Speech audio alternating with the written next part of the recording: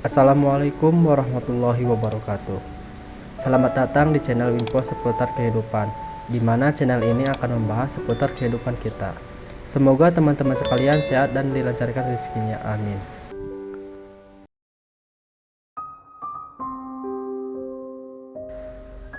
Alangkah baik kita menjadikan rumah tangga Rasulullah sebagai teladan utama. Inilah potret rumah tangga yang diliputi berkah dan bertabur cinta. Panutan umat sejagat. Ini adalah sosok suami yang pandai mengistimewakan istri. Beliau biasa memanggil Aisyah dengan sebutan Humaira yang kemerah-merahan pipinya. Kadang juga Aish, yang dalam budaya Arab, pemenggalan huruf terakhir dari nama itu menunjukkan panggilan manja sebagai tanda sayang. Tidak ada wanita yang tidak tersanjung dipanggil demikian oleh suaminya. Di tengah kesibukan mengurus umat, Rasulullah juga mampu menjaga keintiman bersama istri. Perhatikan penuturan Aisyah berikut. Aku pernah mandi janabat bersama Rasulullah dengan satu tempat air.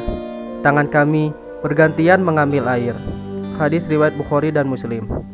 Rasulullah juga pernah minum di gelas yang digunakan Aisyah. Beliau pernah makan daging yang sudah digigit Aisyah. Hadis riwayat Muslim. Kemesraan bahkan tetap dilakukan Rasulullah ketika istri sedang dalam keadaan haid. Simak penuturan Ummu Salamah. Ketika aku rebahan bersama Rasulullah di lantai, tiba-tiba aku haid. Aku keluar mengambil pakaian haidku. Beliau bertanya, "Mengapa kamu? Apakah kamu haid?" Aku menjawab, "Ya." Beliau lalu memanggilku, dan aku tidur bersama beliau di lantai yang rendah. Rasulullah memang begitu memuliakan istri. Boleh jadi sebagai suami lebih nyaman keluar rumah bersama rekan, meninggalkan istri di rumah. Perhatikan sikap Rasulullah sebagaimana kesaksian Aisyah. Ketika hendak melakukan sebuah perjalanan, Nabi biasanya membuat undian di antara para istri beliau. Siapa yang namanya keluar undian, dialah yang ikut pergi bersama Rasulullah.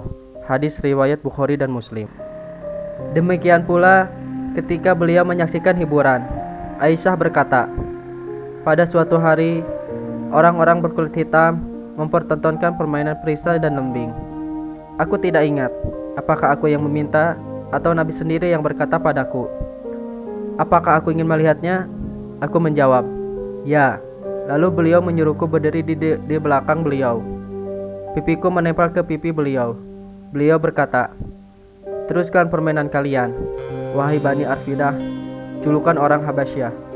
Hingga ketika aku merasa bosan, beliau bertanya, 'Apakah kamu sudah puas?' Aku menjawab, 'Ya.' Beliau lalu berkata, 'Kalau begitu, pergilah.' Hadis riwayat Bukhari dan Muslim. Itulah sosok suami sejati. Kendati demikian, sebagai manusia normal, tentu saja rumah tangga Rasulullah tidak bebas dari konflik. Perselisihan dalam rumah tangga adalah bumbu cinta. Namun, ketika berselisih, Rasulullah tidak pernah melibatkan emosi. Ketika sedang marah kepada Aisyah, beliau berkata, "Tutuplah matamu." Kemudian Aisyah menutup matanya dengan perasaan cemas, khawatir dimarahi Rasulullah. Nabi berkata, "Mendekatlah." Tatkala Aisyah mendekat, Rasulullah kemudian memeluk Aisyah sambil berkata, "Humairahku telah pergi marahku setelah memelukmu." Tidak pernah ada kalimat kasar dan menyakitkan dalam rumah tangga Rasulullah. Bahkan beliau biasa memijit hidung Aisyah jika dia marah, sambil berkata, "Wahai Aisyah, bacalah doa. Wahai Tuhanku, Tuhan Muhammad, ampunilah dosa-dosaku, hilangkanlah kekerasan hatiku, dan lindungilah diriku dari fitnah yang menyesatkan." Hadis riwayat Ibnu Sunni. Teman-teman, pasti kita semua berharap memiliki rumah tangga yang sakinah dan penuh berkah.